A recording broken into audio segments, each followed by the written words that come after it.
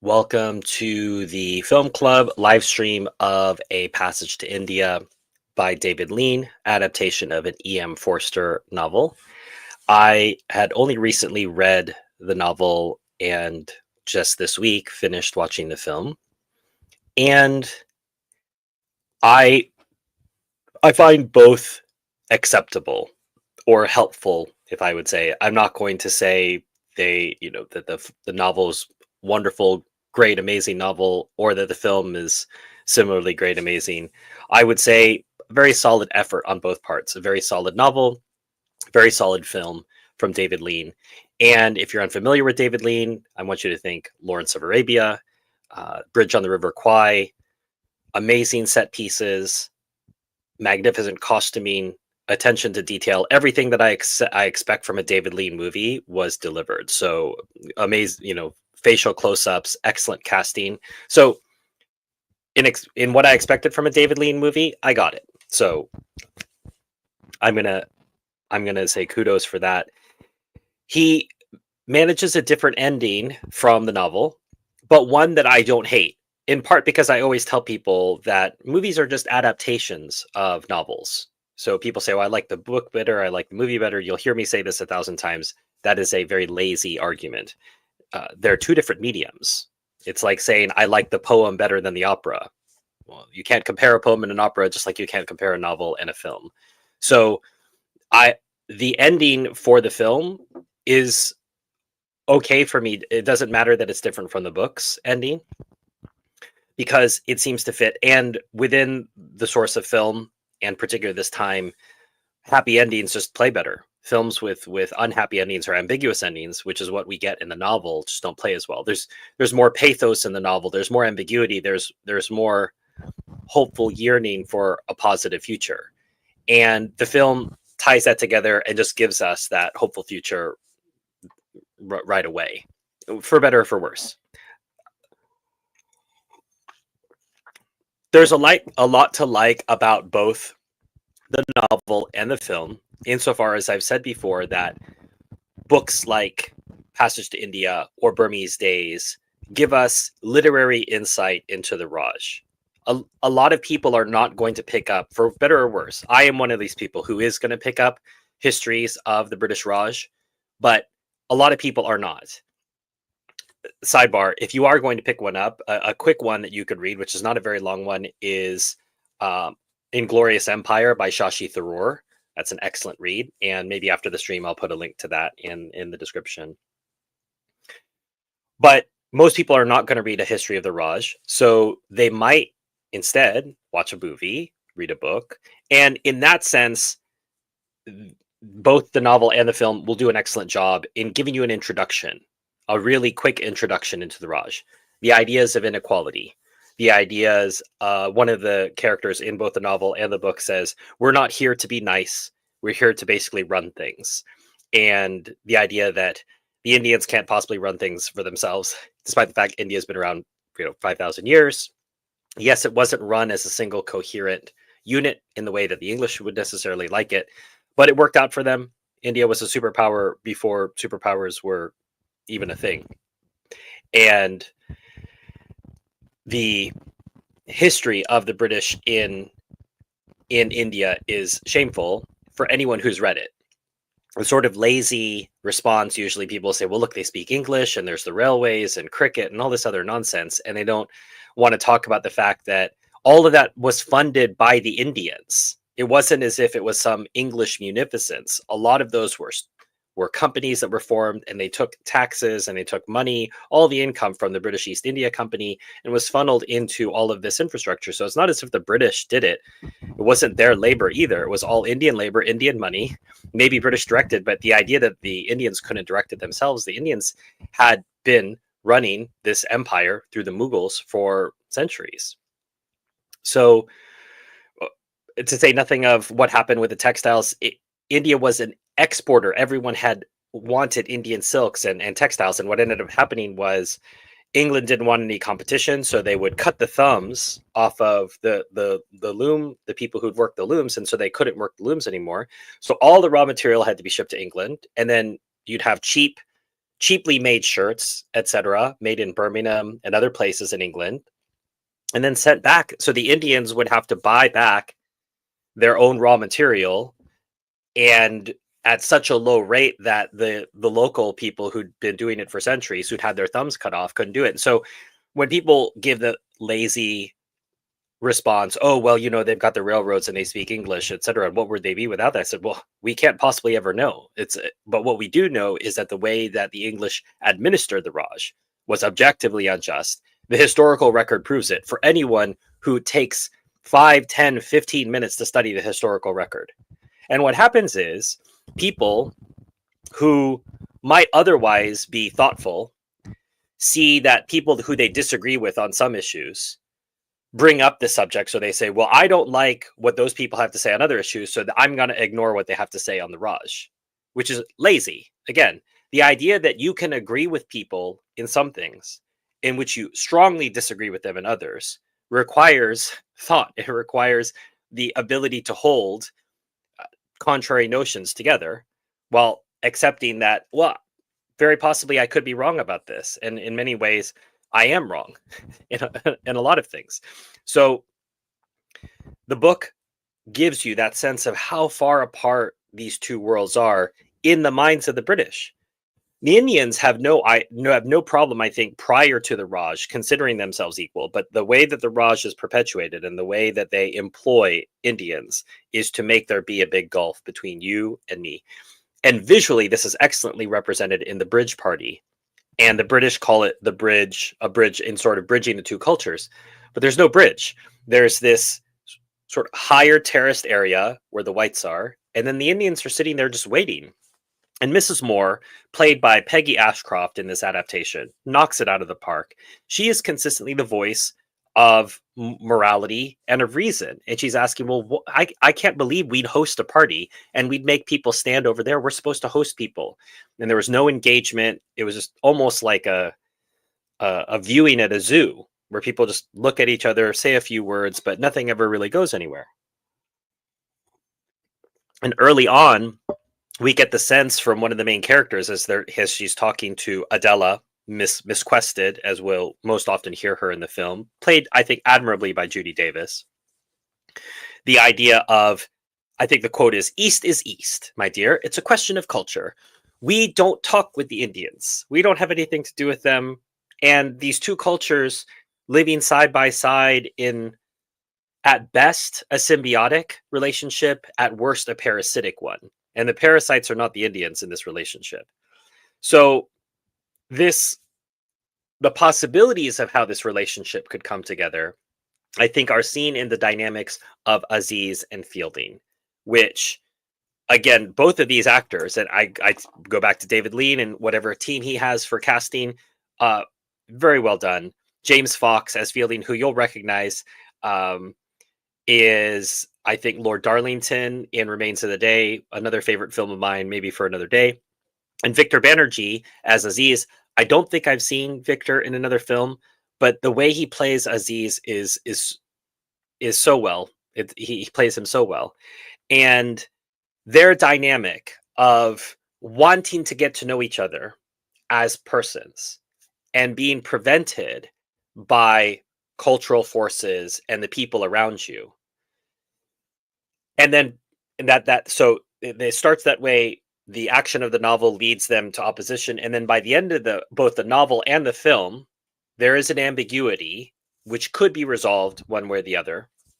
As I say, it's more ambiguous in the novel's ending, but not ambiguous in the ending of the film. But I'm not upset about the way that is done.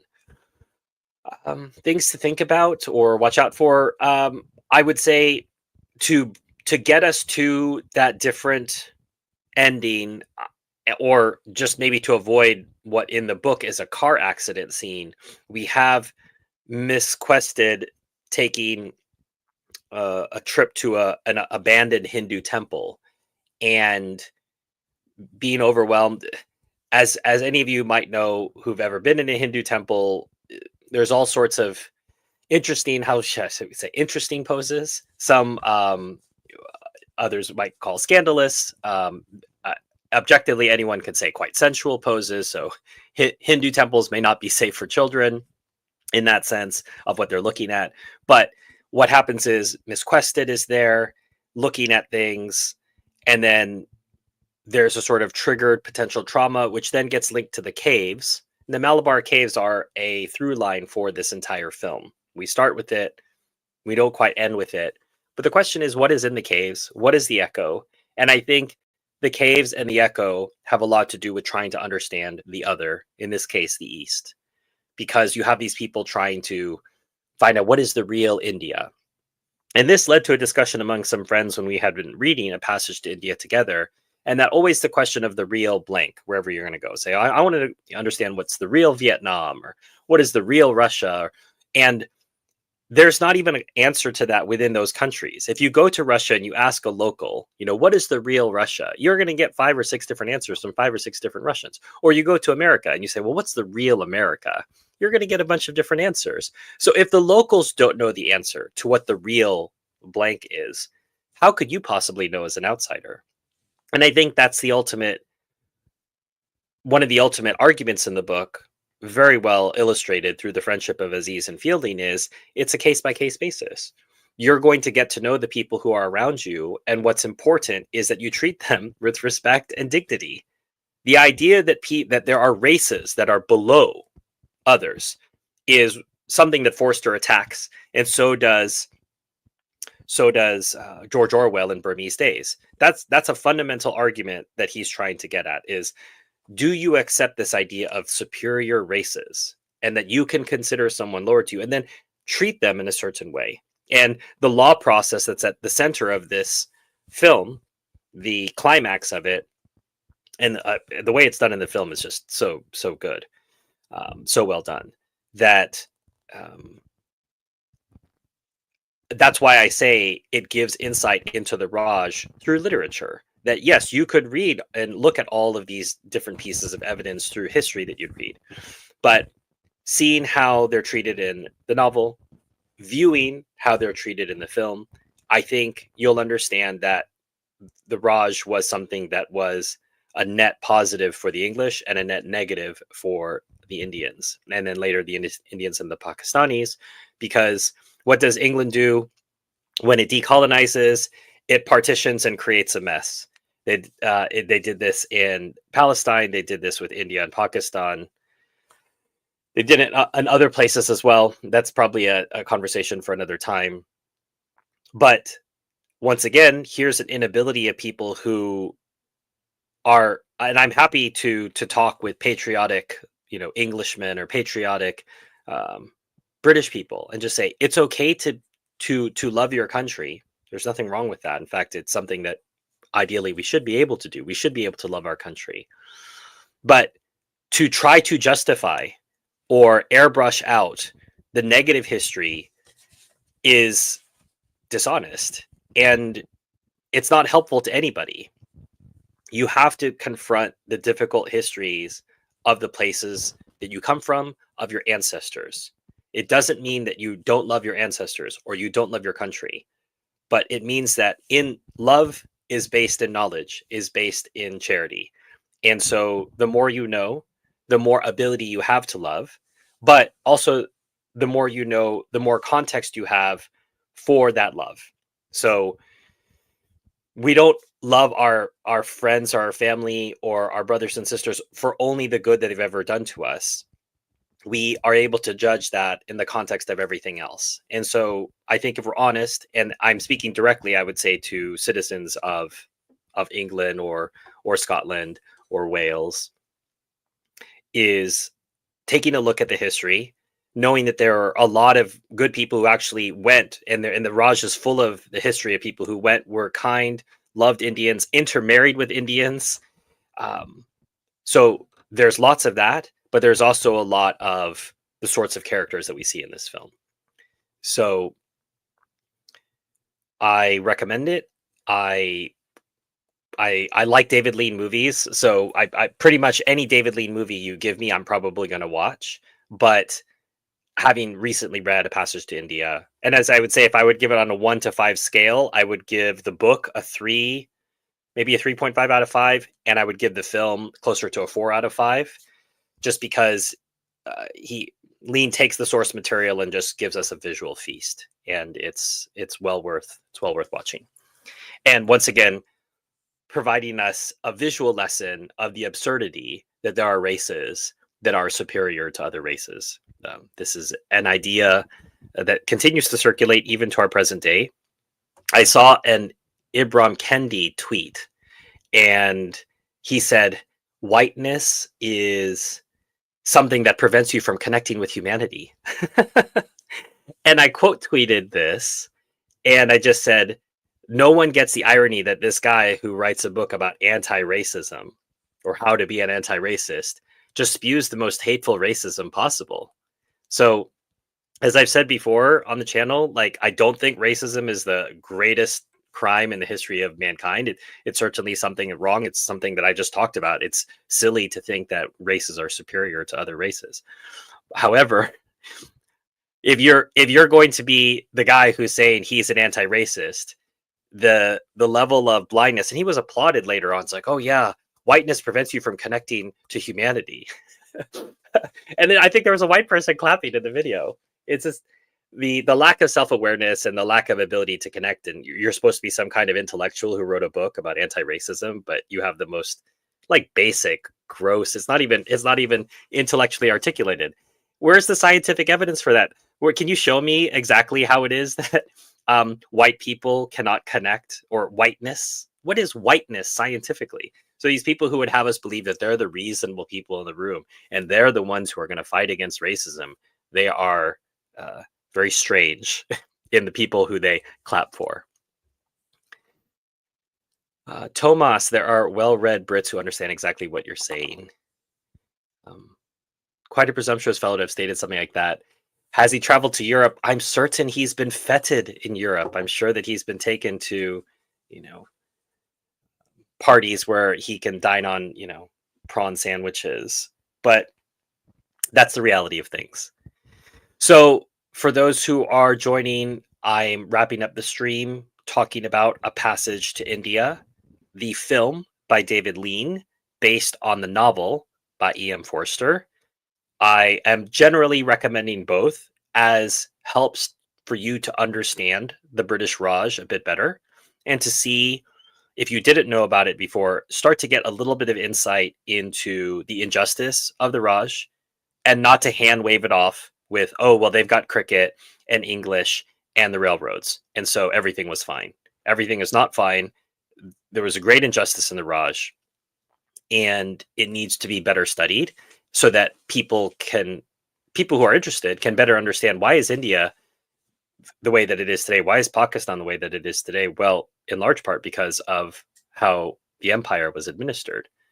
And it didn't have to be that way. It could have gone any number of other ways, as it had for thousands of years of Indian history. But as I say, and I recommended earlier in the stream, and I'll put it in the description later, Inglorious Empire by Shashi Tharoor. An excellent quick read. It's not as comprehensive as A Social History of the Raj, which is by a different author who I'll also link to in the description. But those two books together, I think, will give you a really excellent perspective, excellent realistic perspective of what the Raj looked, felt, smelt, tasted like for people on both sides, for both the British who went there, who were looking to make a fortune and then retire back to England.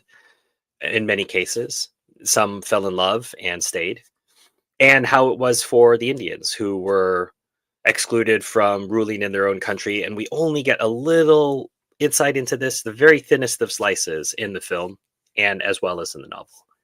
So the Raj is a fascinating topic for me. It's something I've been studying for the last couple of years. That's why I think I was inspired to share this particular film, because I hadn't seen it myself. For those who also know about my other channel, Palestine Bookshelf, we're going to be doing a stream there in about 10 minutes. Gaza Fights for Freedom. This is an Abby Martin film that she did through her project, The Empire Files. Very fine film, difficult film to watch in many cases, but as always, it's worth discussing and considering what's going on over there. If we understand what's happened in the past, we can understand what's happening in the present. Thanks for taking the time to join. stream today. And as I said, I'll see you over on Palestine Bookshelf if you'd like to join that discussion.